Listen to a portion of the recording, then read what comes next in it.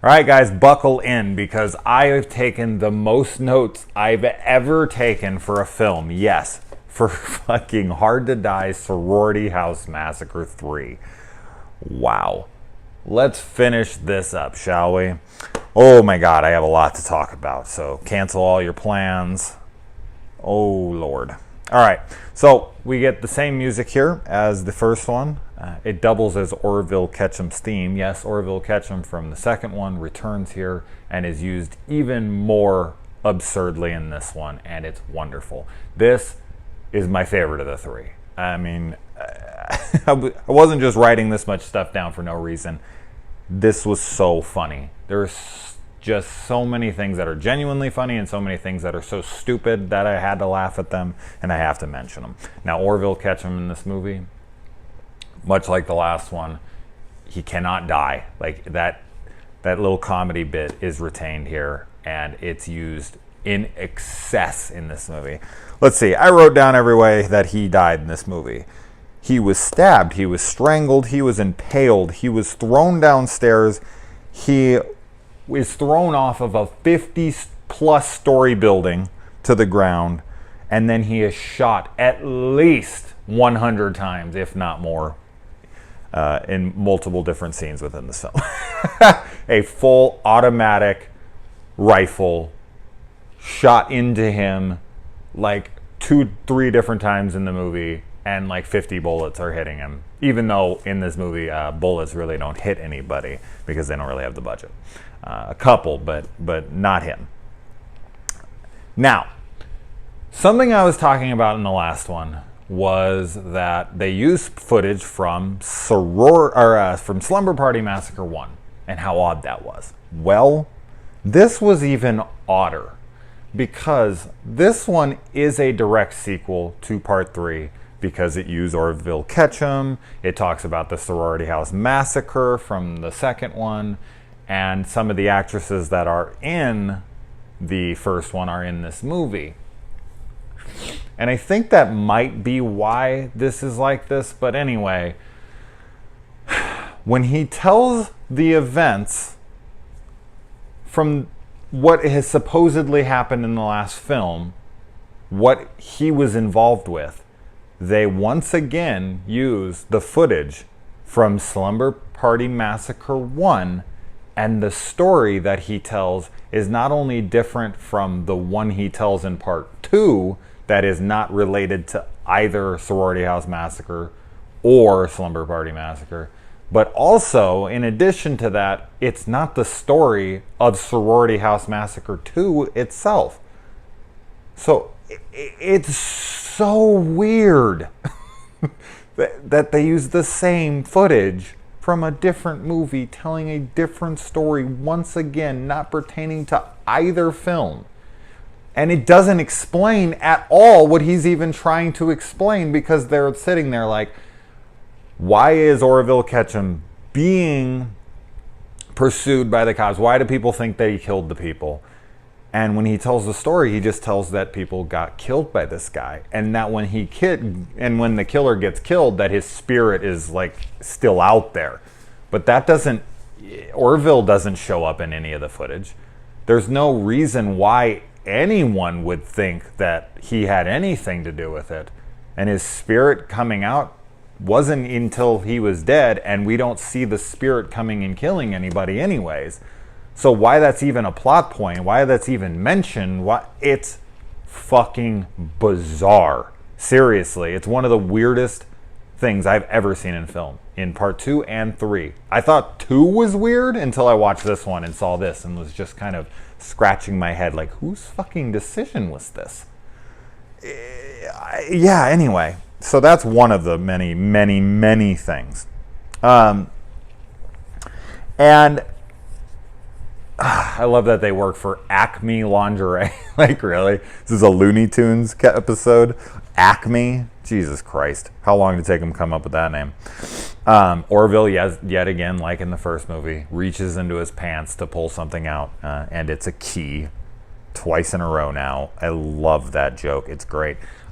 Something that happened in the first one, and I couldn't tell, and I couldn't really tell that well in this one either, because the quality of these bootlegs I have on these movies, God, please release these, is that Orville is just eating raw meat. Like the first one, I think he's just eating like a bowl of raw meat, and this one, I think he has it just on the top of bread, just like raw cut up meat. It could be like roast beef for all I know, but it looks like raw meat. As I said, I can't tell. The color and the lighting is just dreadful in these.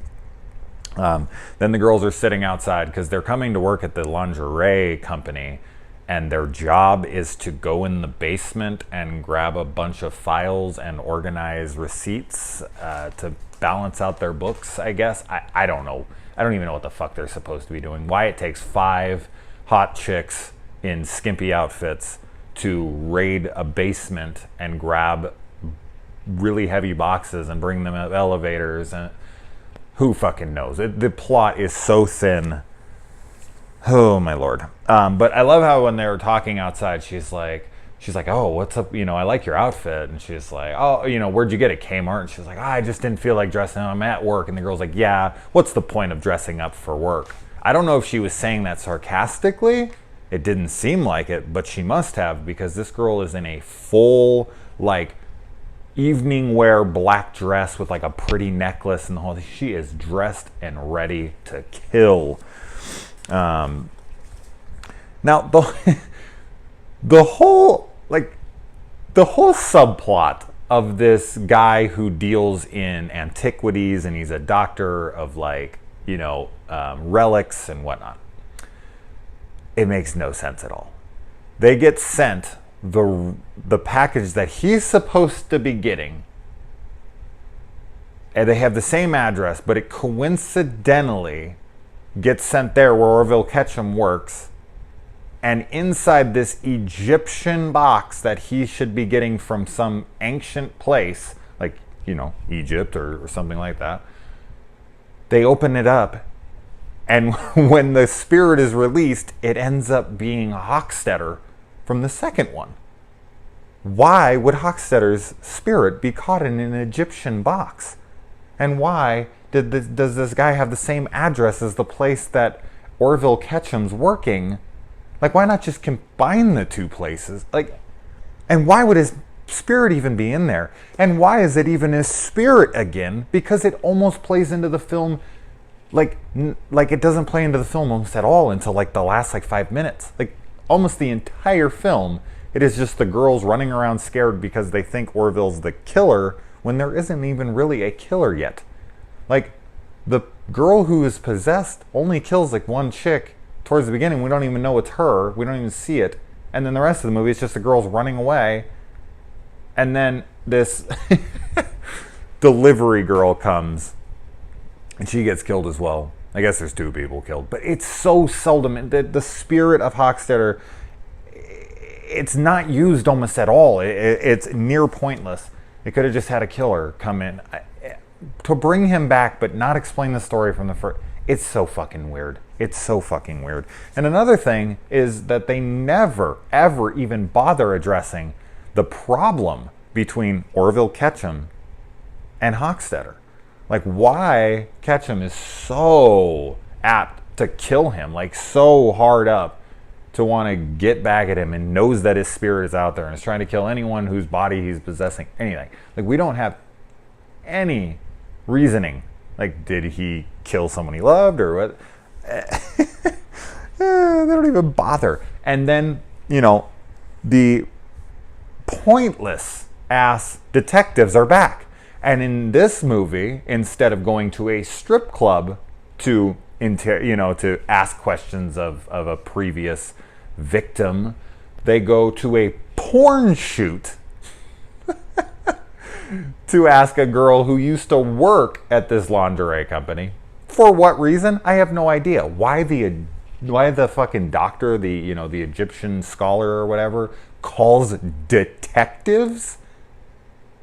His mail was sent to the wrong building, and he calls police detectives.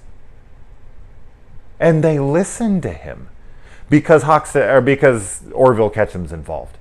But the odds that they would even come? Why would detectives show up when mail was sent to the wrong place an hour ago without even driving? Why didn't he drive to the building? It's in the same town. If it's near the same address, place versus road or whatever, it's probably up the street. Why didn't he just drive over there? He called detectives and they showed up and they went and investigated and they went and they questioned suspects that worked at a building instead of just going straight to the building? I mean, the amount of shit that makes no sense in this movie is limitless. And to add to the hilarity of this, the only women in this movie who we don't see naked are the porn actresses. They go to a porn set and the girls are in bed with clothes on. The only thing we see are their dirty feet and the director of the porn complaining about her dirty feet. That's it. No boobs. But the main cast, who is currently working on straightening out the financial situation of a company, we see every one of them naked because it's so commonplace that when people are sorting out those kinds of things, that they decide to all randomly take showers one by one and try on the lingerie within the business. Yes, yet again in this movie, every single cast member in the main cast takes one by one a shower and a good 30-second scene of them lathering up their tits with soap. No complaints. I'm not complaining, trust me. And yet again, no shower curtain or anything. And we also have the same joke from the first movie where the door creaks a little bit and then we go back to her doing her tits. Then it goes to creak and then she's just, washing her tits. Then it creaks a little more and she washes her tits. How dirty is this girl's tits? I don't have tits, so I don't know how much you clean them, but I don't think that you sit there and wash them with soap for fucking 3 straight minutes, okay? They can't be that damn dirty. But then the girl comes in and puts her hand on the girl's shoulder and she jumps back. Oh my God. Like, are you using all the hot water? I need to go. And I'll carry you. And she gets out. It's exactly the same. Like, exactly the same. This is almost a remake. This is kind of what I would expect. There is so much lightning in this movie. Like when she's standing, she's waiting for the girl, from the takeout place to come. It's just lightning. It never stops for a second. It's just like flashing in her face for a good 20, 30 straight seconds. I've never seen that much lightning in my life. And as in usual with film, thunder and lightning come at the exact same moment. There's no seconds in between. Those must be cracking right outside the door, every single one of the 50 that hit in that 30 seconds. And of course, no gore in this movie, which has been a shame within the entire series. There's almost none at all in all 3. That's the big downside of this series. But when people are killed, they're killed off screen, and we have that same like hook from the second one as the murder weapon, where she gets that in a lingerie building. Who gives a fuck? But this one, it literally is just a one single stream of blood being squirted on the wall when she gets hit by the hook. I mean, you could argue it's just like one little puncture hole in your artery, and it's just spraying one single stream, but it's so clearly like a ketchup bottle of blood, it just being squirted, and it's all just one solid stream. It was hilarious to look at. And then Showdown Delivery shows up. It's supposed to be pouring outside, mind you, and this girl comes in completely dry, no umbrella, no nothing. And she's wearing the weirdest outfit. I think it's a white girl trying to play an Asian girl doing this horrible Asian accent. She shows up, and I don't know what that outfit's. Maybe she's supposed to be playing like an old Asian woman. I don't know.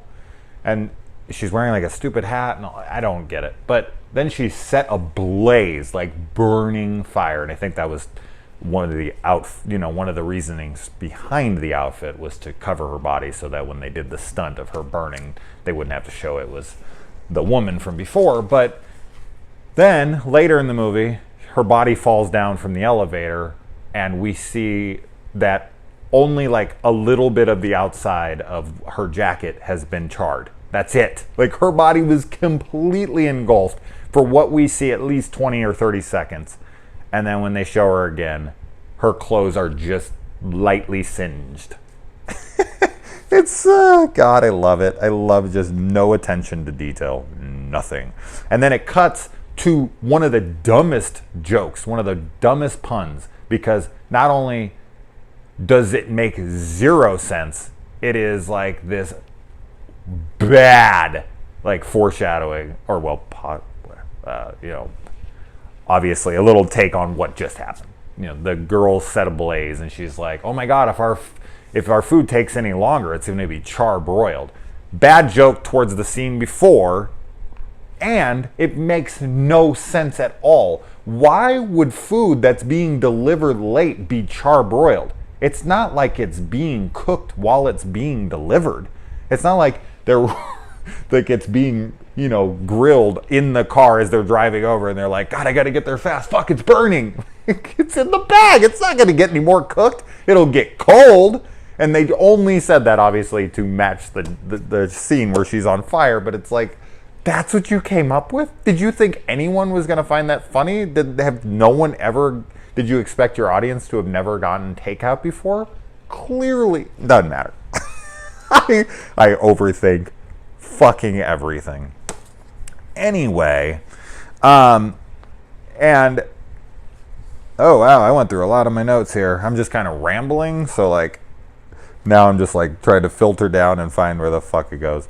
And then Orville Ketchum. I love that in this one and in the last one, when the girls think the killer is him, they pull out a knife, they pull out a gun, they pull out whatever, they strangle him. I mean, he's been killed so many times in these movies.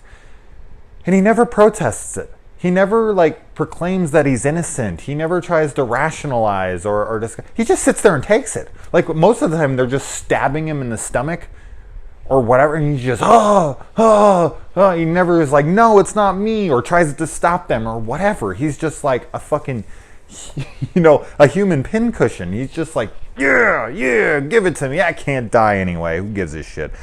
I mean, shit, if you could throw me off a 50-story building and shoot me 100 times and stab me and strangle me and I'm still alive, I guess I wouldn't even bother protesting it either, because I just am immortal. Jesus. I love how he staples the bandage on himself, and the bandage that, or the staple gun that he uses, it's not even a staple gun. It's just like a regular stapler, like a hand one. And when he does it, it makes the sound of a nail gun. It's like, and